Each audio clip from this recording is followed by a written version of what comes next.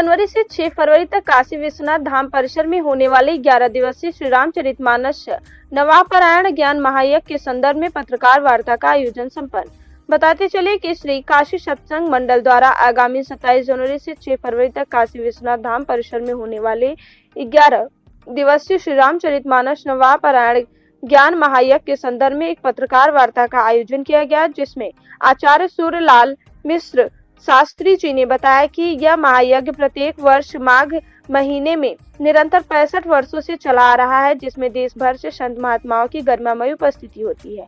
आयोजन में 9 दिनों तक विश्व काशी हेतु अनवरत महायज्ञ भी होता है, जिसमें 111 भूदेवों द्वारा मानस पाठ किया जाता है। कार्यक्रम का शुभारंभ 27 जनवरी को शाम 4 बजे कैथी आश्रम से श्री राम दरबार की मूर्ति काशी विश्वनाथ मंदिर के प्यारे डोर में आएगी। तदुपरांत 28 जनवरी प्रातः 8:30 बजे श्रृंगार गौरी का दर्शन पूजन करने के बाद नंदी जी का पूजन होगा। समारोह में मुख्य अतिथि स्वामी विवेकानंद सरस्वती जी महाराज महामंत्री अखिल भारतीय संत समिति के द्वारा होगा।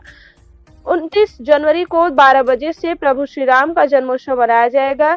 इस समारोह में मुख्य अतिथि के रूप में सुभाष चंद्र सिंह, सूचना आयुक्त, राज्य सूचना आयोग उत्तर प्रदेश होंगे। तत्पश्चात 30 जनवरी को प्रभु श्री राम का विवाह उत्सव मनाया जाएगा तथा 6 फरवरी को श्री राम राज्याभिषेक का भव्य आयोजन होगा, जिसमें सायंकाल 6 बजे माता श्रृंगार गौरी का दीपदान का कार्यक्रम आयोजित है। तत्पश्चात आखिरी दिन 6 फरवरी को प्रातः 8 बजे काशी विश्वनाथ मंदिर के कॉरिडोर से भव्य शोभा यात्रा निकाली जाएगी, जो कि कैथी गौशाला तक जाएगी।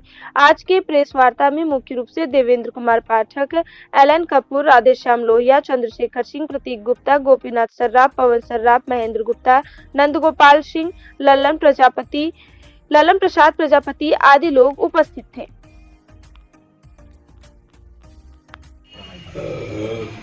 वार्ता बुलाई गई है।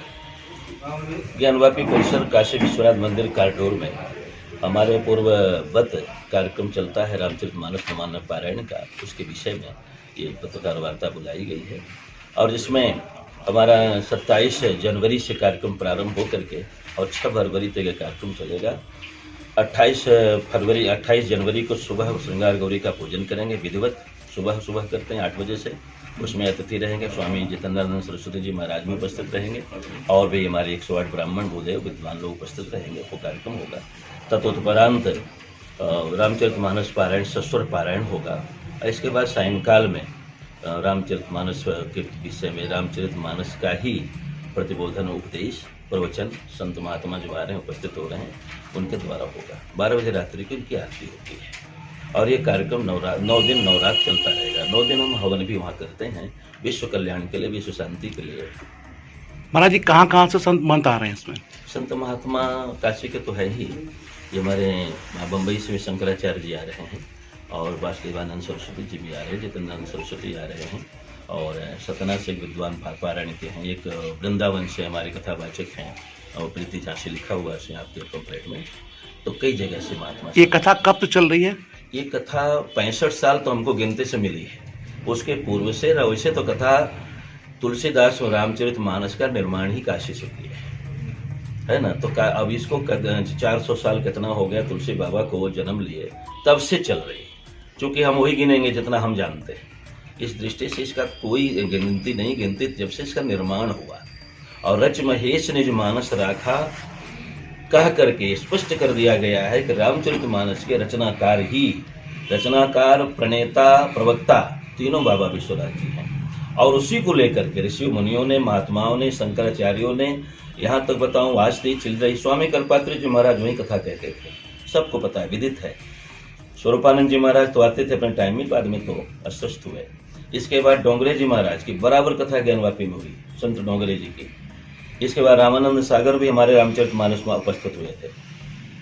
इस तरह शंकराचार्य, चारों शंकराचार्य, हमारे साथ सतुआ बाबा, त्यागी जी महाराज, अयोध्या वाले, वृंदावन के जितने संत महात्मा थे, सब ज्ञानवापी आकर अपने वाणी को पावन करने के लिए आते थे। निःशुल्क, शुल्क की आवश्यकता उनको नहीं होती थी।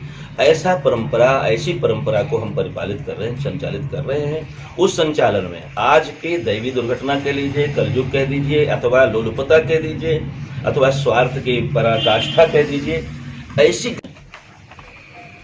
काशी विश्वनाथ मंदिर कॉरिडोर परिसर में विगत वर्षों के भांति इस वर्ष भी 27 जनवरी से माता श्रृंगार गौरी का पूजन लेपन होता है 27 को और स्थापना होती है। 28 के सुबह माता श्रृंगार गौरी का पूजन करते हैं हम लोग विधिवत, नारियल तोड़ना और उनके श्रृंगार उनका पूजन करना। इसके बाद रामचरितमानस पारायण को प्रारंभ किया जाता है सस्वर संगीत में। उसमें 111 ब्राह्मण बढ़ भी जाते हैं, बढ़े हुए होते हैं, हुआ करता है। और सायंकाल 6 बजे से संकीर्तन होता है। 8 बजे के बाद पारायण प्रवचन शुरू होता है, जो संत महात्मा उपस्थित होते हैं उनके द्वारा होता है। 12 बजे आरती होती है। ये हमारा प्राचीनतम कार्यक्रम पूर्व की भांति इस वर्ष भी व्यवस्थित है। विडम्बना कुछ है उस स्थान की, उस जगह की और आज के परिसर में, आज के परिप्रेक्ष्य में। हम लोग कई जन्म, अब अगर हम 60 साल से कर रहे हैं तो समझ लें कितने उम्र से कर रहे हैं। हमारे पास परमिशन है, हम एक सारी व्यवस्था है हमारे पास कैसे की जाती है। हमको आश्वासन मिलता था निर्माण के टाइम में कि एक हाल सत्संग भवन रामचरितमानस के लिए बनाया जाएगा, आश्वासन मिलता था कार्यपालक के द्वारा जो व्यवस्थित होते थे। आज की स्थिति ये है कि हम दुकान में रामायण कर रहे हैं। दुकान चूंकि बंद है इसलिए दुकान में जगह मिला है, नहीं मिला होता, नहीं बंद होता तो हम लोगों को भेज दिया जाता सरस्वती गेट रोड की तरफ कहीं, जहाँ पर कहीं कोई व्यवस्था भी नहीं है और न होने की किसी प्रकार का अब आश्वासन नहीं दिया जा रहा है। इतनी बड़ी उपेक्षा श्री विश्वनाथ मंदिर के कॉरिडोर में पूर्व 60-70 साल से तो हम लोग कर रहे हैं कि उपेक्षात्मक ढंग से रामचरितमानस पारायण महायज्ञ, जिसमें हवन भी होता है, राम जन्म का उत्सव होता है, देश विदेश के साधु संत महापुरुष उपस्थित होते हैं, आते हैं और उसकी इतनी बड़ी उपेक्षा करी जा रही है। पहली बात। दूसरी बात, अयोध्या में 240 फुट का गुंबज बनाया जाएगा, स्वागत योग्य है, स्वागत करना चाहिए, ठीक है, उत्तम है।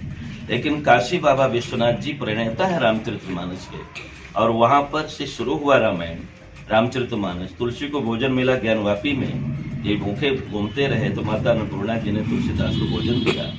ऐसे रामचरितमानस जो ऋषियों, मुनियों, महात्माओं और जन कल्याण के लिए हुआ करता है, लोगों का परम कल्याण उससे होता है, वो रामचरितमानस के लिए अतिशय उपेक्षात्मक दृष्टदर्शन काफी दुखदायी है और ये नहीं होना चाहिए। हम उसके लिए निवेदन करेंगे, आगे भी लिखा पढ़ी करेंगे, इसके लिए एक स्थान बने। और हम विनम्र भाव से हम सभी